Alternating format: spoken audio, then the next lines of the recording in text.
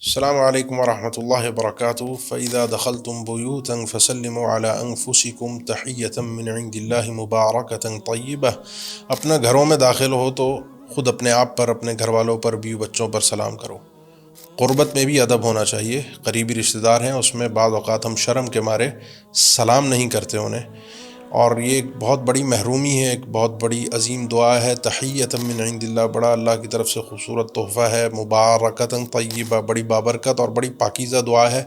इंसान को चाहिए जब भी अपने घर में दाखिल हो, कोई औरत है, कोई मर्द है, कोई बच्चे हैं, तो लाजमी अपने घर वालों पर सलाम करें। अल्लाह के नबी सल्लल्लाहु अलैहि वसल्लम ने सैयदना अनस इब्न मालिक से फरमाया था, जब भी अपने घर में दाखिल हो तो फसल्लिम, सलाम करो।